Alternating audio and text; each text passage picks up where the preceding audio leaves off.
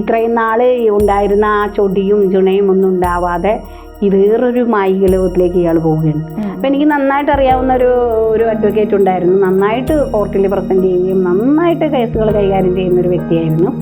വളരെ ബിസിയുള്ള ആളായിരുന്നു. പിന്നീട് ആരോ ഇതിങ്ങനെ ചെയ്തതിന് ശേഷം പുള്ളിക്ക് കേസും വേണ്ട, കോർട്ടിലേക്ക് പോകാനും താല്പര്യമില്ല, നിരന്തരമായിട്ടിങ്ങനെ വീട്ടിൽ തന്നെ ഇരിക്കാനും അങ്ങനെയുള്ള ലോ എന്ന് പറഞ്ഞാൽ പുള്ളിക്ക് കഴിയില്ല. ഈ ആഭിചാരം അഫക്റ്റഡ് ആയിട്ടുള്ളവർക്ക് വരുന്ന പ്രശ്നങ്ങൾ എന്തൊക്കെയായിരിക്കും? മുടിയിലൊക്കെ മുടി കൊണ്ട് ചെയ്യുന്നു. ഉണ്ട് മുടി, നഖം, അതൊക്കെ DNA നമ്മളിപ്പോ ഫോറൻസിക് അങ്ങനെയല്ലേ ചെയ്യണത്. നമ്മൾ ആരാണെന്ന് അറിയാൻ വേണ്ടിയിട്ട് നമ്മുടെ മുടിയുടെ ഒക്കെ അല്ലേ എടുത്തുകൊണ്ട് പോകണത്. അപ്പൊ അതേപോലെ തന്നെ ഈ മുടി, ഈ നഖം, ഇതൊക്കെ ആ ആളിന്റെ ഇതറിയാൻ വേണ്ടിയിട്ടാണ്. അത് ഫോറൻസിക് അതൊക്കെ കുറച്ച് കൂടിയ. അതുപോലെ തന്നെ നമ്മൾ ആ ആള് നടന്നു പോകുന്ന വഴിയിലെ മണ്ണ്, അയാളുടെ തൊട്ട മണ്ണ്, അത് അങ്ങനെയുള്ള കാര്യങ്ങൾ, ഫോട്ടോസ്, ഇതൊക്കെ വെച്ചിട്ട് ആ പ്രത്യേക എനർജി, നമ്മുടെ എനർജി അവർ എടുക്കുവാണത്. നമ്മൾ ആരാണെന്ന് ആദ്യം മനസ്സിലാക്കിയാലാണ് നമ്മളെ എവിടെ കയറണം, എങ്ങനെ. ഇപ്പൊ വീട് നമ്മൾ അറിഞ്ഞാലല്ലേ അതിന്റെ മെയിൻ എൻട്രൻസിലൂടെ ഏത് വഴിയിലൂടെ കയറണം, അതിലേത് മുറിയിലാണ് നമ്മൾ പോകേണ്ടത്, അങ്ങനെയുള്ള കാര്യങ്ങൾ അറിയണ പോലെ തന്നെ നമ്മുടെ ഗ്രഹനില, അതൊന്നുമില്ലെങ്കിൽ നമ്മുടെ മുഖം, നമ്മുടെ മുടി, ഇതിനകത്തൊക്കെ നമ്മൾ ഒളിഞ്ഞിരിപ്പുണ്ട്. അപ്പൊ ആ വ്യക്തിക്ക് അതറിയാം.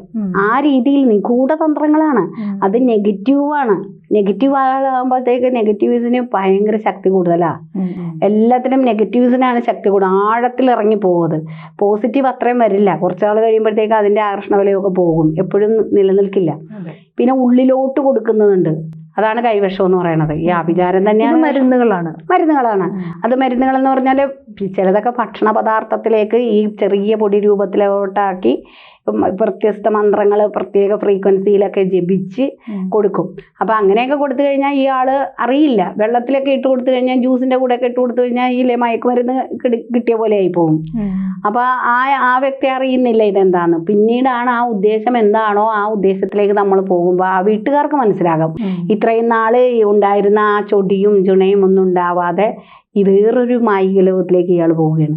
അപ്പൊ എനിക്ക് നന്നായിട്ട് അറിയാവുന്ന ഒരു അഡ്വക്കേറ്റ് ഉണ്ടായിരുന്നു. നന്നായിട്ട് കോർട്ടിൽ പ്രസന്റ് ചെയ്യുകയും നന്നായിട്ട് കേസുകൾ കൈകാര്യം ചെയ്യുന്ന ഒരു വ്യക്തിയായിരുന്നു.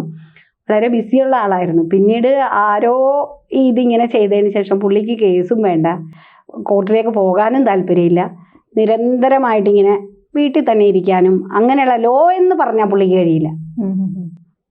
നല്ല പ്രാക്ടീസ് ഉള്ള ഒരു വക്കീല് പെട്ടെന്ന് തന്നെ ഇങ്ങനെ വേണ്ടാന്ന് പറയുമ്പോൾ വീട്ടുകാർക്ക് എന്തായാലും ചിന്തിക്കും, ഇത് എന്ത് പറ്റി ഈ ഇദ്ദേഹത്തിനെന്ന്. സാധാരണ നമുക്ക് താല്പര്യമില്ലാത്തൊരു ഫീൽഡാണ്. നമ്മുടെ അച്ഛനും അമ്മയും നമ്മളെ നിർബന്ധിച്ച് വക്കീലാക്കിയതാണെങ്കിൽ ഓക്കെ, അവന് താല്പര്യമില്ലായിരുന്നു. അതുകൊണ്ട് ഇതങ്ങനെയല്ല. വളരെ എനർജറ്റിക് ആയിട്ട് വളരെ സക്സസ്ഫുൾ ആയിട്ട് പോകുന്ന ഒരാൾക്ക് ഇങ്ങനെ വരും. ഈ ആഭിചാരം തന്നെ ഉള്ളിലേക്ക് കൊടുക്കുന്ന മരുന്ന് രൂപത്തില്, പൊടി രൂപത്തില്, ലിക്വിഡ് രൂപത്തില്, അതൊക്കെ പല രീതിയിലാണ്. അപ്പൊ അത് പല ഔഷധ കൂട്ടുകൾ പ്രത്യേക അനുപാതത്തില് പ്രത്യേക മന്ത്രോച്ചാരണങ്ങളില് കൂടിയൊക്കെ ചെയ്തിട്ട് അത് ആ വ്യക്തി അറിയാതെ കൊടുക്കുന്നതാണ്. അതിനാണ് കൈവശം എന്ന് പറയുന്നത്. അപ്പൊ കൈവശം ഉള്ളിൽ ചെന്ന ആളിന് വർഷങ്ങളോളം അയാള് രക്ഷപ്പെടില്ല. അതാണ് അതിന്റെ. ആ കൈവശം ഉള്ളിൽ കിടക്കുന്നിടത്തോളം കാലം ഈ വ്യക്തിക്ക് എത്ര ദശാകാലങ്ങൾ പോയാലും, ദശാകാലങ്ങൾ മാറി വരും. ചിലപ്പോ നല്ല ശുക്രന്റെ മാളവീയ യോഗമുള്ള ആളായിരിക്കാം, അല്ലെങ്കിൽ നല്ല രാജയോഗമുള്ള ആളായിരിക്കാം. പക്ഷെ ഈ യോഗങ്ങളൊന്നും അയാൾക്ക് അനുഭവിക്കാൻ യോഗം ഉണ്ടാവാതെ വരും. അത് ഇത് ഉള്ളിൽ കിടന്ന് പ്രവർത്തിക്കുന്നത് കൊണ്ടാണ്. അപ്പം അങ്ങനെയുള്ള കാര്യങ്ങൾ വരുമ്പോഴത്തേക്ക് പല മാർഗങ്ങളിലൂടെ നമുക്ക് മന്ത്രജപങ്ങളിലൂടെയും ഉള്ളിലോട്ട് തന്നെ പ്രത്യേക അതിനെ മാറ്റുന്ന, അതിനെ എതിർക്കുന്ന രീതിയിലുള്ള പ്രതിക്രിയകളുണ്ട്. അതായത് പ്രത്യേകതരം മന്ത്രങ്ങൾ തന്നെ ഉച്ചരിച്ച്, നെയ് ജപങ്ങൾ, പ്രത്യേക മന്ത്രത്താൽ നെയ് ജപിച്ച് ഈ വ്യക്തിക്ക് കൊടുക്കുക.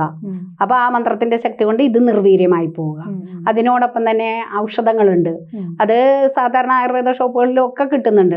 സാധാരണ അത് സംഹിതകളിലുള്ളതാണ്, ആയുർവേദ സംഹിതകളിലുണ്ട്. അപ്പൊ ആദ്യകാലം തുടങ്ങിയ ഈ സംഭവം ഉള്ളത് കൊണ്ടാണ് ആ സംഹിതകളിൽ ഇത് വന്നത്. ഇതിപ്പോ എല്ലാവരും അങ്ങനെ ഇല്ല എന്ന് പറയുന്ന, അങ്ങനെ ഇല്ലായിരുന്നെങ്കിൽ ആയുർവേദം സത്യമാണെങ്കിൽ അതിന്റെ താളിയോലകളിൽ ഇത് വരില്ലല്ലോ. അപ്പൊ ഉണ്ട് ഇത്. അപ്പൊ അതനുസരിച്ച് മന്ത്രങ്ങൾ കൊണ്ടും പിന്നെ പ്രതിക്രിയകളാകാൻ പറ്റുന്ന മന്ത്രങ്ങളുണ്ട്. അതുപോലെ തന്നെ ഉള്ളിലോട്ട് കഴിക്കാനുള്ള മരുന്നുകളുണ്ട്. ചിലപ്പോൾ മന്ത്രവും മരുന്നും ആവശ്യമായിരിക്കും. ചില ഇതൊന്നും ഇത് രണ്ടിനും പറ്റാത്ത വിധത്തിൽ ദേഹ ശുദ്ധീകരണം ചെയ്യേണ്ടി വരും. അപ്പൊ അങ്ങനെ തിരുവിഴ പോലുള്ള അമ്പലങ്ങളിലൊക്കെ ആ ഒരു ക്രിയയാണ് ചെയ്യുന്നത്, ഛർദ്ദിച്ച് കളയുക എന്നുള്ള ഭാഗം. അപ്പോൾ അതിൽ ഛർദ്ദിച്ച് കഴിയുമ്പോൾ എത്ര പഴക്കമുള്ള സംഭവങ്ങളാണെങ്കിലും അത് പുറത്തേക്ക് വൊമിറ്റ് ചെയ്ത് പോവുകയാണ്. അത് വളരെ രസകരമായ കാര്യമാണ്. കാരണം എന്താ വെച്ചാൽ ഇത് വൊമിറ്റ് ചെയ്ത് കഴിഞ്ഞാൽ ആ വ്യക്തി വൊമിറ്റ് ചെയ്യുമ്പോഴൊക്കെ ഭയങ്കരമായിട്ട് വൊമിറ്റ് ചെയ്യുക എന്ന് പറഞ്ഞാൽ തന്നെ നിസ്സാര കാര്യമല്ല. അത് വൊമിറ്റ് ചെയ്ത് ഈ സംഭവം പോയതിന് ശേഷം ആൾ വളരെ എനർജറ്റിക് അവിടെ നിന്ന് ഒരു പ്രസാദം കഴിച്ച് കഴിയുമ്പോഴത്തേക്ക് ഇങ്ങനെ വൊമിറ്റ് ചെയ്ത ഒരു വ്യക്തിയാണോ എന്ന് പോലും അറിയാത്ത വിധത്തിൽ ആൾ സ്മാർട്ടാവും. അപ്പൊ അതൊക്കെ നമ്മൾ വിശ്വസിച്ചേ മതിയാവുള്ളൂ. അതിൽ നിന്നൊക്കെ മോചനം ലഭിക്കാനായിട്ടുള്ള പ്രതിക്രിയകൾ കൂടി നമ്മൾ തീർച്ചയായിട്ടും ജാതകം നോക്കി പ്രശ്നം വെച്ച് അങ്ങനെ കണ്ടുപിടിച്ചെടുക്കണം. ഒരു വ്യക്തി അങ്ങനെ സ്മാർട്ടായിട്ട് പോകുന്ന ഒരാൾ പെട്ടെന്ന് സഡൻലി അയാളുടെ ആറ്റിറ്റ്യൂഡ് മാറുക, അയാൾ നിഷ്ക്രിയനാകുക, അല്ലെങ്കിൽ ഒരാളോട് പെട്ടെന്നൊരു പ്രണയം, അതിന് ഒരു നിയമം ഇല്ല, നിയമലംഘനം പോലെ, അതായത് ഒട്ടും ചേരാത്തതിനെ നമ്മൾ പോലും അക്സെപ്റ്റ് ചെയ്യാത്ത കേസ് നമ്മൾ വിട്ടുപോവുക, അങ്ങനെയൊക്കെ വരികയാണെങ്കിൽ തീർച്ചയായിട്ടും നമ്മൾ അതിന് കണ്ടെത്തുകയും കാണാം, പരിഹാരം ഉണ്ട്. പ്രശ്നവശാൽ ഇത് കണ്ടുപിടിക്കാൻ പറ്റും. പ്രശ്നവശാൽ കണ്ടുപിടിക്കാൻ പറ്റും, ഗ്രഹനിലയിൽ കണ്ടുപിടിക്കാൻ പറ്റും, ഒക്കെ കണ്ടുപിടിക്കാം. എന്ന് വെച്ചാൽ ഈ പ്രത്യേക ഗ്രഹങ്ങളുടെ സംയോഗം കൊണ്ടും അതിന്റെ നിപ്പ് കൊണ്ടും സ്ഥിതി കൊണ്ടും ഒക്കെ നമുക്ക് മനസ്സിലാക്കാൻ പറ്റും ഈ ആൾക്ക് ഇത് കിട്ടാൻ സാധ്യതയുണ്ട്. അപ്പൊ ആ ഒരു ഗ്രഹ സംയോഗം കൊണ്ട് കണ്ടുപിടിക്കാൻ പറ്റും. അപ്പോൾ അങ്ങനെ കണ്ടുപിടിച്ച് കഴിഞ്ഞാൽ തീർച്ചയായിട്ടും നമ്മളൊരു പ്രശ്നം കൂടി വെച്ച് കഴിഞ്ഞാൽ തീർച്ചയായിട്ടും അതിനുള്ള പരിഹാരം എവിടെയാണ് പോകേണ്ടത്, എന്താണ് കഴിക്കേണ്ടത്, എന്താണ് ചെയ്യേണ്ടത്. മിക്കവാറും ത്വക്ക് രോഗങ്ങളൊക്കെ ഉണ്ടായ ചിലതും ശമിക്കില്ല. അതൊക്കെ ഈ ഉള്ളിലോട്ട് അത് അസ്വസ്ഥനാക്കാനാണ്. നമുക്കിങ്ങനെ പലതര രോഗങ്ങൾ ഇങ്ങനെ വന്ന് കാണാൻ ഭംഗിയില്ലാതെയാകുക, ശരീരത്തിൽ മുഴുവനും വ്രണങ്ങൾ ഉണ്ടാകുക, ഇതൊക്കെ നമ്മളെ ആത്മവിശ്വാസം കുറയ്ക്കും. അപ്പോൾ അതിനുവേണ്ടി ചെയ്യുന്ന ആൾക്കാരാണെങ്കിൽ ഔഷധവും വേണ്ടി വരും. അപ്പോൾ അതെന്താണ് വേണ്ടതെന്നുള്ളത് ശരിക്കും ഒരു ജ്യോതിഷിയെ കാണുക, അപ്പോൾ അതിന് ശരിയായ മാർഗനിർദ്ദേശം എടുക്കുക. അതിലൂടെ പോയാൽ തീർച്ചയായിട്ടും പരിഹാരങ്ങളുണ്ട്, ഉറപ്പായിട്ടുമുണ്ട്. ജ്യോതിഷവുമായി ബന്ധപ്പെട്ട എല്ലാ വിശേഷങ്ങളും നിങ്ങളിലേക്ക് എത്താൻ ABC ജ്യോതിഷം സബ്സ്ക്രൈബ് ചെയ്യുക.